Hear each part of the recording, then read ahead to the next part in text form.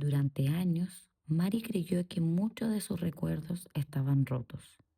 Algunos regresaron en terapia, otros nunca volvieron, hasta que un día pidió una copia de su expediente judicial, más de 200 páginas. No eran recuerdos, eran documentos, informes, declaraciones, pericias, cartas y entre ellas resoluciones. Y en medio de todo eso aparecía una niña. Esa niña era ella. Les damos la bienvenida al tercer episodio de Mari es mi amor. Hola, les damos la bienvenida a un nuevo capítulo. Ya es nuestro tercer capítulo de Mari es mi amor. Y hoy tenemos un invitado especial. Es un amigo de la casa. Él es el doctor Antonio Ortega, amigo de Mari, amigo de la familia, muy amigo mío. Y él hoy nos viene a ayudar a poder descifrar, a poder entender un poco más sobre lo que es la carpeta judicial. Así que les damos nuevamente la bienvenida y espero que nos puedan acompañar en este nuevo capítulo. Mari, hola, ¿cómo estás? Hola. ¿Cómo te has sentido esta semana? Eh, la semana pasada dije que me sentía bien. Esta semana ha sido un poco más difícil entrar en el segundo capítulo y hablar directamente de mi mamá. Es lo que más me ha afectado, yo creo que es lo que más me afecta hasta el día de hoy. Así que tuve una semana un poco difícil, pero en retrospectiva difícil pero sanadora. Mari, hoy vamos a entrar de lleno a lo que es la carpeta judicial.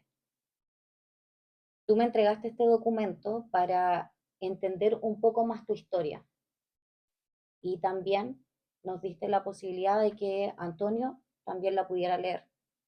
Más que nada para ver lo de un ámbito más profesional, de lo que un médico puede poder observar desde los testimonios y también de lo que los médicos en ese momento dijeron acerca de la información que le dieron tus padres a los profesionales. Quiero empezar preguntándote, antes de entrar en lo que es la carpeta, quiero preguntarte cómo fue ese día que tú decidiste bajar esta información, leer esta información, qué fue lo que sentiste, cómo tomaste la decisión para poder acceder a ella. Mira, esta carpeta ha estado disponible desde que yo salí del sistema de hogares, pero yo nunca me atreví a abrirla porque no estaba lista, era una herida que yo no quería tocar, que estaba ahí, y yo decía, si no la toco, no la miro, no va a pasar nada. Hasta que un día me atreví, la bajé de la página web y la leí en el trabajo. Y fue difícil, porque yo me imaginaba que iba a encontrar como a grandes rasgos la información de lo que pasó.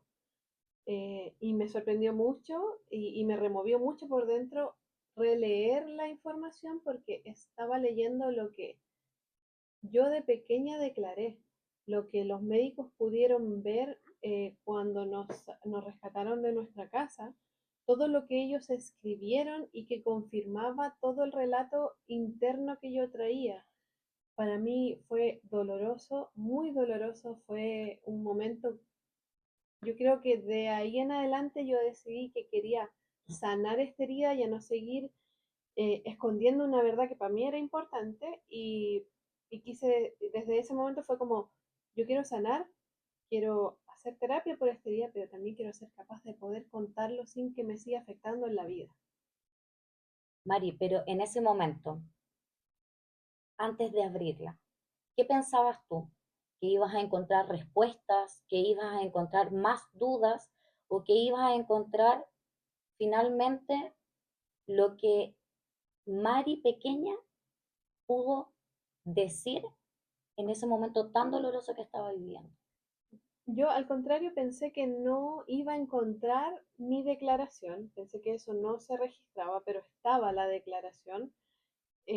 pensé que para mí iba a ser un cierre era como voy a leer la carpeta y aquí muere la historia y fue totalmente lo contrario porque yo leí absolutamente todas las páginas y fue una apertura como si todo lo que yo traté de cerrar de ese día se abrió de golpe y fue volver atrás y fue volver a cuestionarme un montón de cosas, a entender eh, qué es lo que había pasado y hasta qué profundidad yo todavía sentía ese dolor por lo que estaba escrito en la carpeta. ¿Abriste muchas heridas? Muchísimas. Mucha terapia para poder llegar hasta el punto de decir, conversemos de lo que hay en esta carpeta. ¿Qué fue lo que en ese momento en que empezaste a leer la carpeta más te dolió? ¿Ver tu nombre, ver los nombres de tu familia o algún hecho en particular descrito en la carpeta? Eh, hay, un, ah, hay muchas cosas dolorosas para mí en la carpeta, pero creo que lo que más me duele es ver la vulnerabilidad con la que nosotros estábamos eh, y la poca empatía de mis padres, la poca empatía de mi mamá, el hecho de no sentirse protegida por mi cuidadora principal eh, y de sentir que ella nunca nos quiso. Eso fue y hasta ahora me remueve demasiado porque es mi mamá, uno piensa que las mamás te van a querer siempre y no siempre es así. Mari, tú hablas de que ese hecho en sí fue lo más doloroso. En algún momento cuando empiezas a leer, ¿te llama la atención los informes psicológicos? Sí, sí, porque nos hicieron los informes psicológicos a mis hermanas, a mis padres y a mí también. Los de mis padres son fuertes, son un poco que describen por qué estábamos en la situación en la que estábamos, y el mío no lo encontraba. La carpeta tiene 267 páginas y la leí completa, yo tratando de llegar a mi propio informe porque mi miedo más grande era que yo también fuera como ellos, que yo también fuera una persona que estaba tan dañada que podía dañar a otras personas. Para mí eso fue como lo más terrible. Es importante destacar que este informe está en la plataforma del juzgado policial, es una causa y tiene, como decía la María, alrededor de 260 y tantas hojas. Dentro de él está descrito el informe psicológico de la mamá de Mari, del papá, de las hermanas y también de ella. También, como menciona Mari, es muy pobre lo que es el informe psicológico de Mari. Pero vamos a aprovechar de que está nuestro invitado especial, el doctor Antonio, y queremos preguntarle, porque él también leyó esta carpeta judicial, y queremos preguntarle su opinión acerca de lo que habla el informe en primera instancia de lo que es la mamá de Mari. No sé si tú nos puedes comentar de qué se trata esta parte del informe psicológico que describe el servicio médico legal. Sí, fue impactante lo que uno lee, pero esto es una evaluación psicológica realizada con fines legales. El objetivo en sí no es de dar un diagnóstico de una enfermedad psiquiátrica, sino más bien de dar describir cómo es el funcionamiento psicológico de cada persona evaluada. Es decir, estimar si existen factores que pudieran afectar a la conducta o al cuidado de los hijos. Ese era el fin. Y la conclusión del test que hicieron para tu mamá lo separaron como en 8 ítems. Hay un ítem que habla del pensamiento.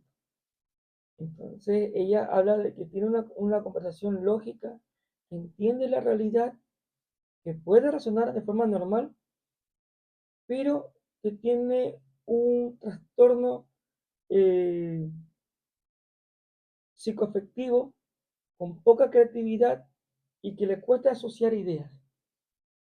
Y la interpretación situación del miedo, Esto era por un resultado de un miedo o una desconfianza que tiene de forma basal. Eso lo escribe en la forma del pensamiento, pero que no muestra un trastorno psicótico evidente. El punto 2 que ellos mencionan es de conflictos internos. Hablan de una agresividad y una sexualidad. Ocupan mucho esta palabra, pero si bien puede sonar como muy fuerte, sexualidad o agresividad, pero es porque ocupaban mucho espacio en su mundo emocional y psicológico. Pero que no quiere decir que tenga un trastorno sexual o algo parecido, sino que ocupaba mucho espacio en su mente. Y el 3 es la dificultad de controlar los impulsos. Eh, Hace como mayor relevancia la falta de coordinación o de control de impulsos, una escasa capacidad para modular la agresividad y una dificultad para controlar los impulsos. Ellos dan como entendido que reacciona de forma impulsiva antes de pensar con calma. Era como acción-reacción. El punto 4 hablaba de traumas relacionados con la sexualidad. Como les decía antes, que no significa que este trauma haya existido, pero las pruebas son compatibles con esa probabilidad. Ellos no pueden certificar o decir que hubo algo, pero que sí hay una posibilidad muy grande de un trastorno sexual relacionado a un trauma previamente a ella. El punto 5 habla de las relaciones interpersonales en la cual tiene una forma impulsiva muy dependiente de poca regulación emocional. Dice, no puede resolver conflictos de forma madura. Y estas eran sus relaciones que ellos ponen relaciones primitivas. Es una palabra muy fuerte, pero que lo que hacerle el hincapié era más que todo porque era respuesta de impulsos, sin tener un raciocinio previo. El sexto punto hablaba de recursos psicológicos limitados, con pocas o escasas herramientas, que les cuesta protegerse emocionalmente y que necesita sí o sí una ayuda externa. El punto 7 hablaba de una capacidad para cuidar a sus hijos.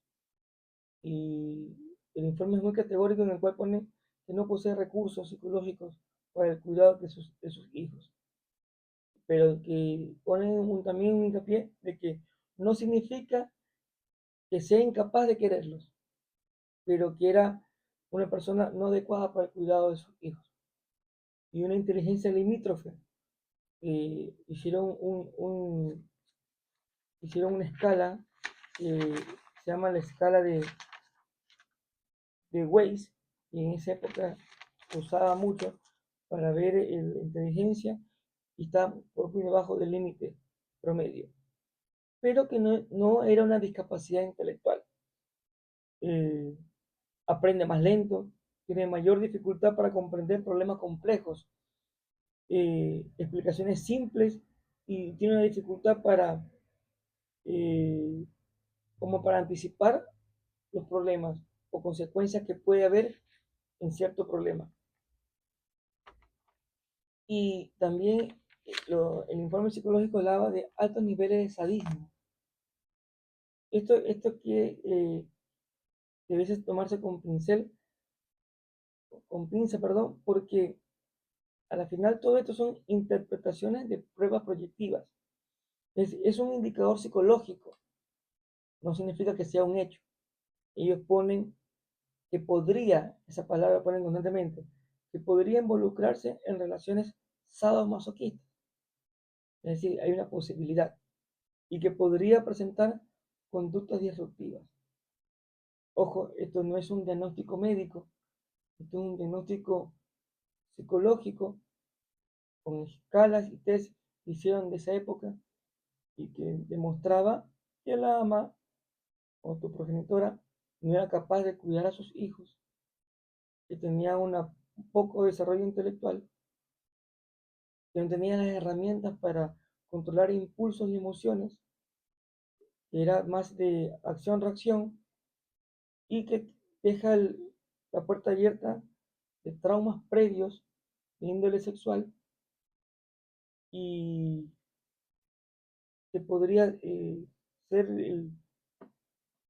la justificación o el por qué ella permitió todo esta, esta locura que viviste cuando fuiste niña.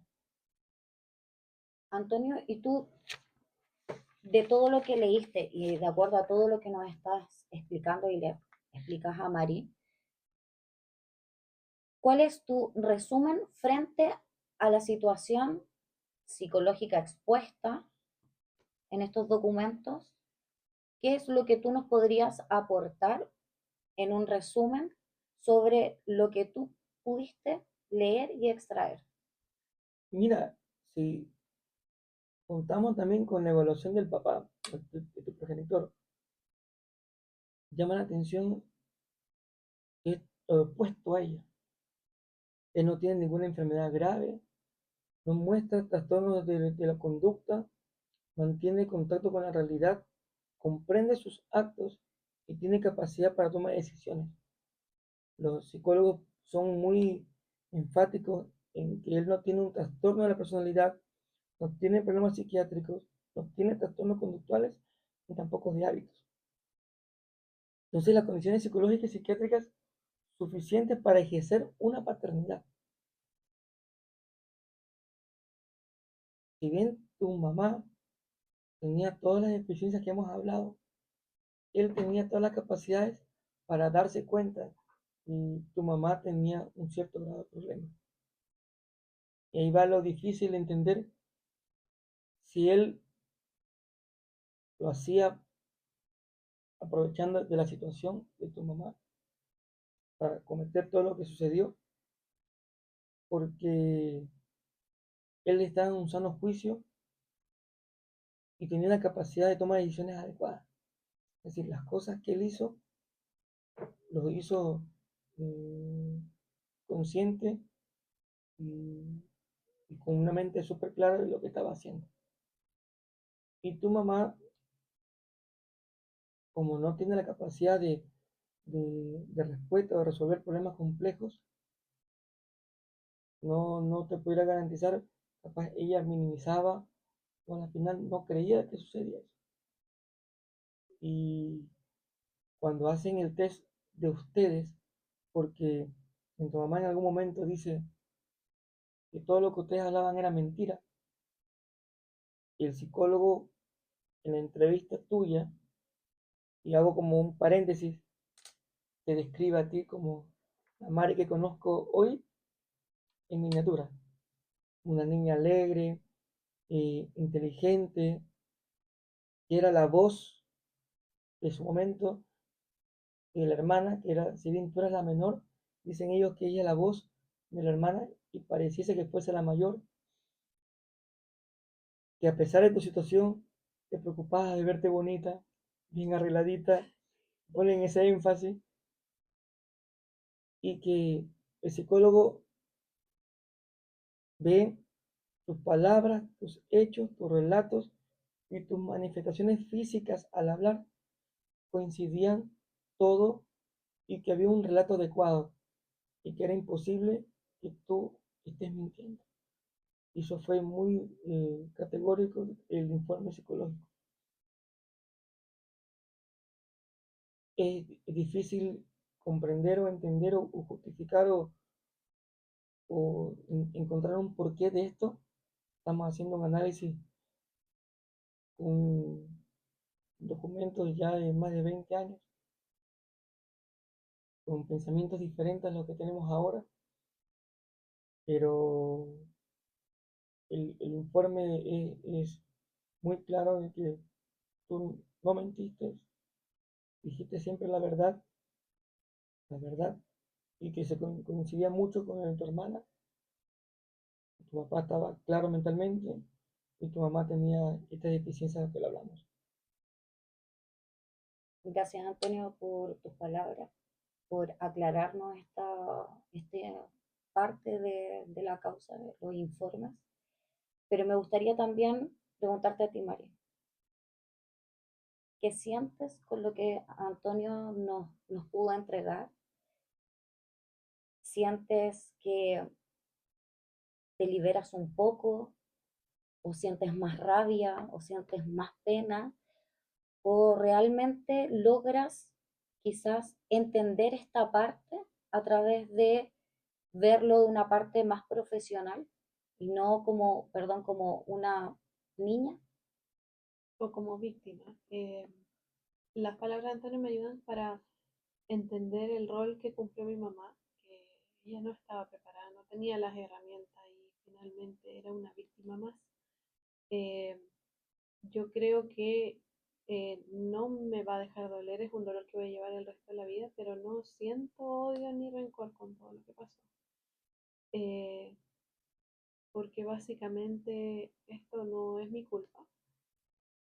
Eh, para mí es difícil escucharlo así, es súper difícil porque me queda dando vuelta en la cabeza y yo creo que va a ser la duda que va a tener el resto de mi vida es, mi papá estaba mentalmente estable y él a conciencia cometió todos estos actos. Para mí es una persona que era mala por el gusto de ser.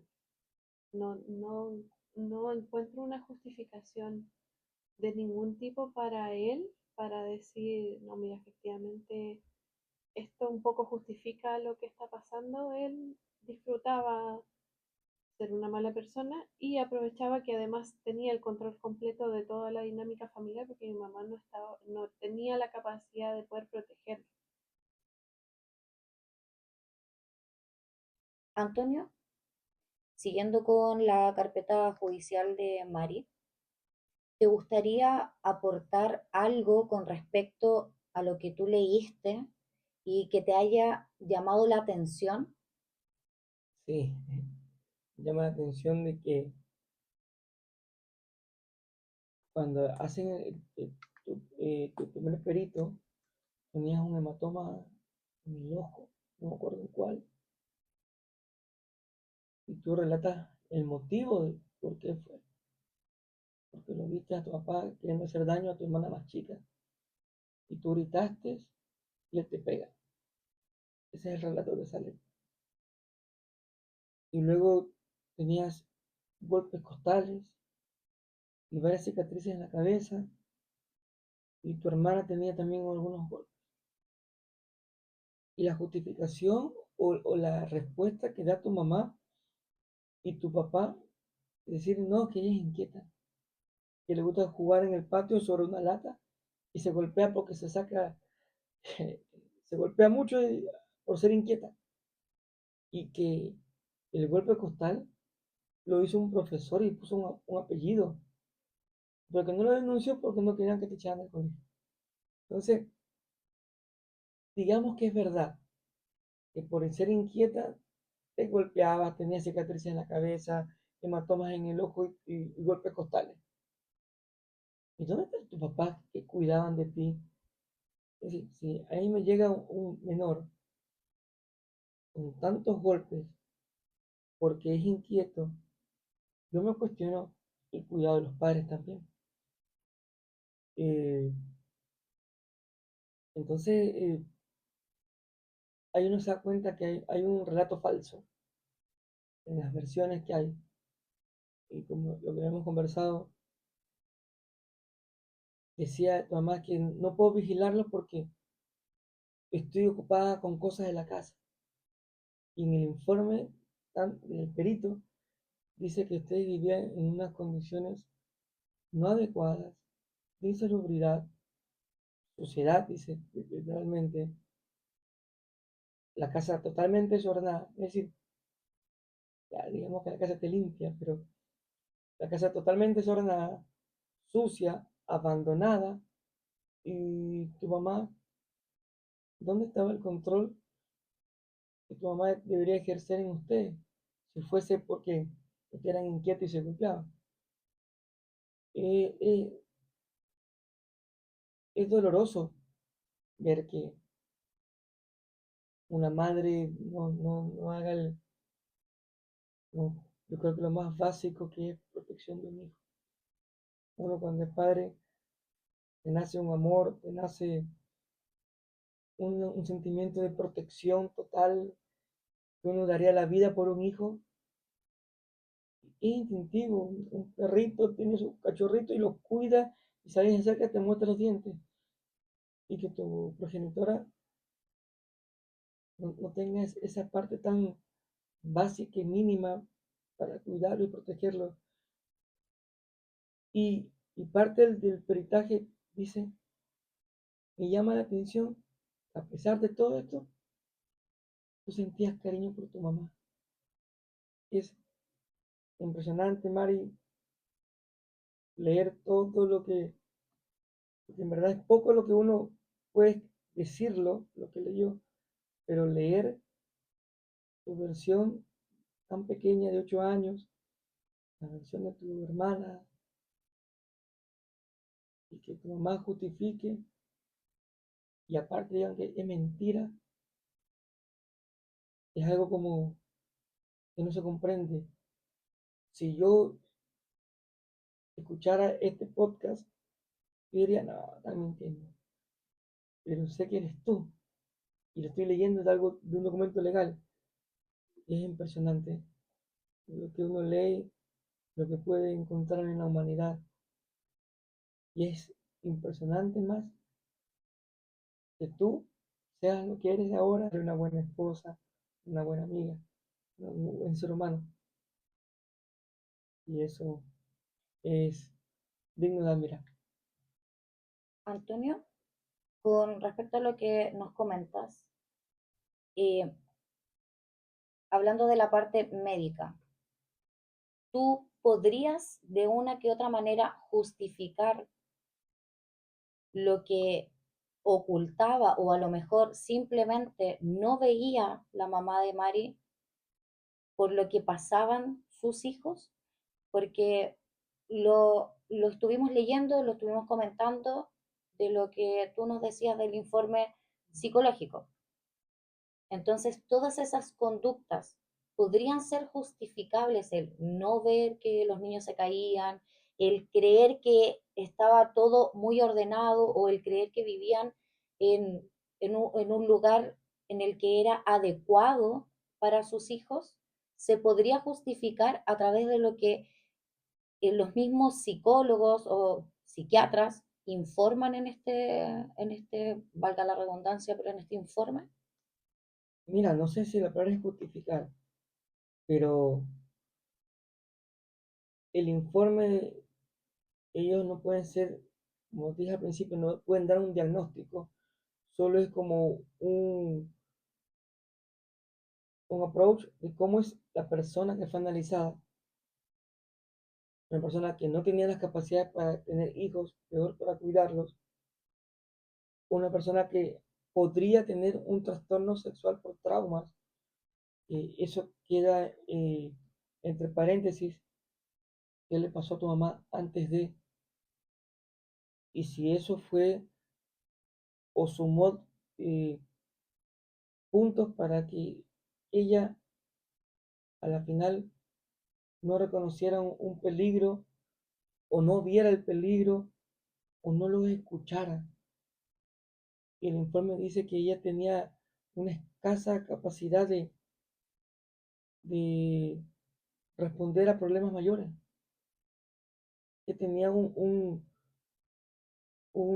intelectualidad menos de la basal, que si sumas traumas capaz previos, esta limitación intelectual y aparte todos los podría que ponen ellos, se hizo un caldo de cultivo terrible. No creo que justificase la palabra, pero que ella era una persona que tenía un cierto grado de enfermedad que no fue nunca diagnosticado, nunca fue tratado. Habla de que mi hija tenía, tu hermana, tenía un trastorno cardiológico y tenía epilepsia y hablaba de un soplo, pero que nunca fui al médico porque no tenía tiempo. Entonces, reconoce que hay algo grave, pero lo justifica con cosas banales. Entonces, ella era una persona que no tenía las condiciones Y llama la atención que nadie se dio cuenta. Llama la atención que los vecinos, al escucharla hablar, tenga tantos hijos. Del consultorio nadie fue a preguntar por qué no iban ustedes a los controles. Y ahí uno va viendo los, los problemas que existen o existían o no sé si existen todavía en los controles, tanto de salud, social,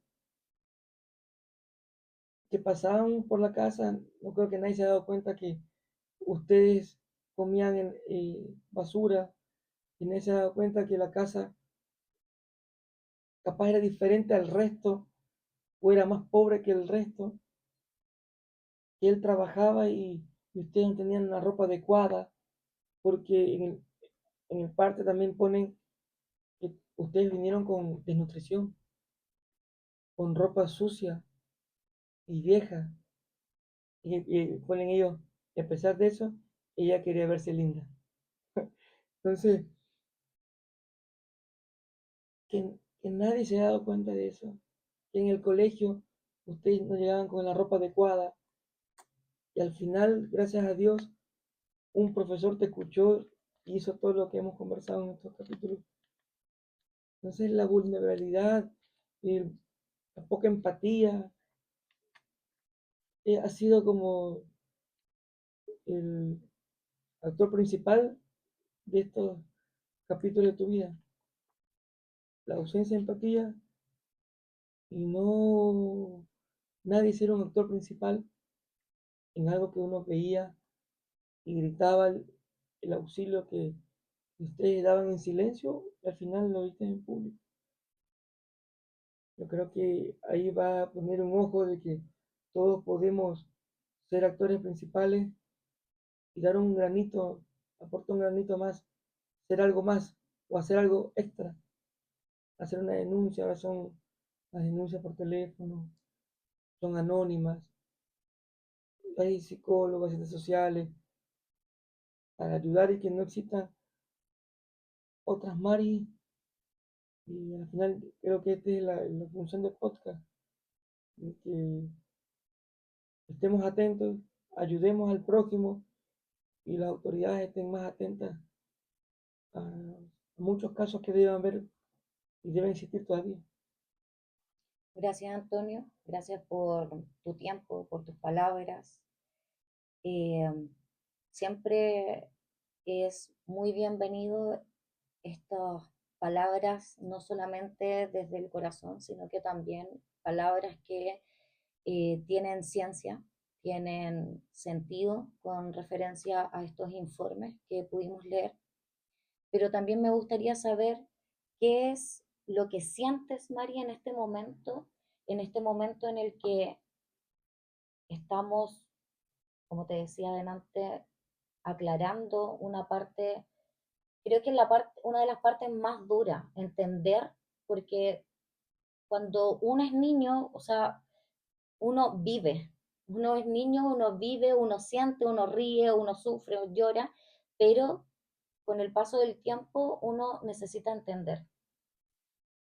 Y creo que esto te puede ayudar de una que otra manera a poder entender, no sé si el por qué, pero sí a entender al cómo sucedieron las cosas, a la línea del tiempo, al desde cuándo hasta que tú logras entender por completo lo que pasó en tu núcleo. ¿Qué sientes tú en estos momentos? En este momento yo estoy tranquila, pero mi cuerpo no lo está. Mientras Antonio habla y mientras tú estás contando lo que hay en la carpeta judicial, mi cuerpo está reaccionando, somatizando todo lo que mi cabeza no quiere pensar ni mi corazón quiere sentir, y me tiritan las piernas y me tiritan las manos y tengo el cuerpo congelado, porque es volver a escuchar todo lo malo que ha pasado y todo eh, lo que me hizo daño en su momento, y tratar de ahora de adulta de decir, me hizo daño, me causó muchísimo dolor y cambió por completo el rumbo de la vida que yo tenía. Eh, pero también lo tomo con una tranquilidad de, es terrible, pero yo estoy bien dentro de todo, yo logré salir de esta historia de este infierno que vivíamos, eh, y logramos con mi hermana salir de ahí. Es terrible escucharlo, es terrible escuchar que mi mamá no estaba apta para poder cuidarnos, mi papá no tenía ningún interés en estar apto y no era una persona buena, pero yo estoy bien y tranquila porque no les guardo rencor, eh, no tengo odio en mi corazón. Eh, yo decidí que mi vida iba a ser muchísimo mejor de la que yo viví, y eso también va un poco en que yo quiero ser feliz, solamente quiero ser feliz y que esto no me afecte en mi vida de adulta. Me sorprenden tus palabras. Me llama mucho la atención el que esa frase en la que dices, no guardo rencor, no guardo rencor.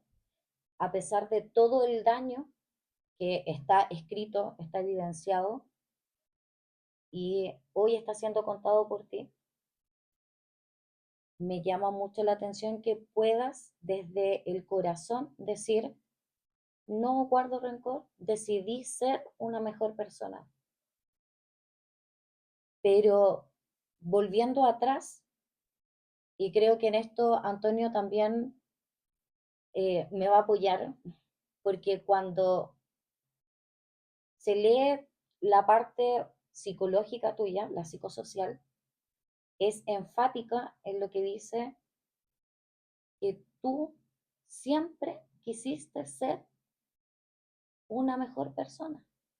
Siempre fuiste alegre, siempre fuiste empoderada, siempre quisiste demostrar ser una mejor persona, ser una mejor hermana, Ser la voz. ser la voz de tus hermanas y desde el día uno que empieza a escribirse esta carpeta hasta cuando se termina, tú demuestras en todo momento ser una mejor persona. Demuestras que siempre esperaste a tu mamá, independiente de lo que haya pasado, siempre la esperaste y siempre hubo un perdón detrás. No sé si es porque la comprendías, no sé si es porque te ponías en tus zapatos, en sus zapatos, perdón, pero demuestras desde que eras pequeña hasta el último día de esa carpeta, y lo digo hasta hoy, porque si uno lee eso, de verdad que es Mari chica, es Mari adulta, una persona completamente fuerte y capaz y con un corazón enorme. Y lo dice la psicóloga, no lo decimos nosotros porque la conocemos o porque Así le es. tengamos cariño. Lo dice el parte psicológico, que era una persona que siempre quiso ser mejor humano, mejor persona y entregar lo mejor de ella. Y eso llama mucho la atención, Mari, el que no tengas odio, quizás sí dolor, completamente entendible, que exista dolor, pero no hay odio, no hay odio a esas personas que te hicieron un daño horrible. Mira, hay un amigo que me hizo una frase hace poco, me estuvimos conversando y me dice, a ti te pasaron cosas malas, horribles, eh, que jamás debieron pasarte. Entonces yo, no siempre fue así, como yo no les tengo rencor. Tuve una temporada pésima donde yo me cuestionaba todo y yo odiaba todo lo que pasaba porque yo decía, ¿por qué me tocó a mí? ¿Por qué yo tuve que sufrir esto? ¿Por qué mi mamá no me quería? ¿Por qué mi papá no me quería? ¿Por qué yo no tengo mi propia familia? Eh, y parte de mi crecimiento fue, y gracias a la terapia, entender que no es mi culpa y yo no puedo guardar los errores en mi corazón de otras personas, porque son sus errores, no los míos. Entonces, a mí la tranquilidad que me da es que mi corazón no está manchado. Mi corazón sigue siendo igual que el de la Mari de 8 años que ingresó al sistema de hogares. Esa es mi tranquilidad en este momento. Yo no fui culpable y no guardo rencor contra nadie porque yo no hice nada malo. Es, es para felicitarte, Mari, porque créeme que muchas personas justifican su actuar por lo que le pasó cuando eran pequeños, por lo que vivieron. Y quiero poner de verdad a la Mari como ejemplo, porque sí es una persona que pasó y hemos sido testigos de todo lo que ha pasado y hoy Mari es un ejemplo para poder decir sí se puede. Viviste los peores momentos de tu vida en la infancia, pero sí puedo ser una mejor persona. Entonces, Mari, de verdad, o sea, todo lo que pasaste y hoy poder contarlo y con lágrimas, con pena, dolor, pero eres capaz de contarlo y eres capaz de contarlo desde, si bien desde el dolor, pero también desde aprender. Aprendiste y estás sanando. Y creo que es parte de lo que es el podcast hoy. Es lo que queríamos lograr. Que yo quiero contar esta historia y que sea un aprendizaje, que sea una lección para el resto, una lección en el sentido en que tenemos que prestar atención porque esto pasó hace 20 años, pero sigue pasando hasta el día de hoy. Hay muchos niños que están en la misma situación y que no todos tienen las herramientas o tuvieron el camino correcto para poder salir del lugar en donde están. Entonces mi fin, y lo dije en el primer capítulo y lo vuelvo a repetir, es que esta historia y yo exponer públicamente lo que me pasó, porque eso me deja vulnerable contra todo el mundo, sirva para que las otras personas presten atención, un poquito de atención, porque quizá el de al lado lo está pasando pésimo. Quizá hay un niño que está pidiendo a gritos que lo ayuden y nadie está escuchando. Así es, Mari. Mari, queda mucho de la carpeta, queda mucho por entregar de esa carpeta y seguir leyendo. Y los queremos dejar invitados porque es importante entender de que si bien estamos hablando hoy de la carpeta, también se abre una puerta. ¿Qué pasó después de esta carpeta judicial? ¿Qué pasa cuando estos testimonios llegan al juez y dice, esta es la sentencia, esto es lo que pasa con estas niñas vulneradas? ¿Qué pasa con Mari posterior a lo que dice el juez? ¿Qué pasa con la mamá? ¿Hay visitas? ¿No hay visitas? ¿Qué pasa con el papá? Entonces, los queremos dejar invitados porque esto no termina acá y agradecerles porque nos han acompañado en esta historia, en la historia de Mari. Y gracias, Antonio, por estar con nosotras hoy día, por acompañarnos y ayudarnos también a entender lo que decía esta parte de la carpeta. Un honor que me hayan invitado. Vuelvo a repetirlo. Eres digna de ejemplo del querer es poder y que no hay justificativo para no triunfar, llegar al éxito y ser feliz y ser mejor persona. Porque fácilmente tú hubieras dicho, ah, la vida fue difícil, yo voy a pagar con lo mismo, voy a ser mala, o capaz tengo justificativo para no estudiar y no triunfar.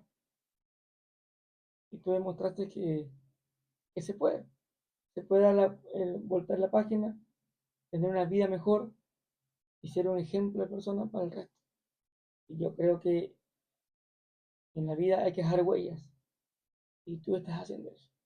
Y huellas buenas. Te felicito, te admiro y gracias por la invitación. Gracias, Antonio.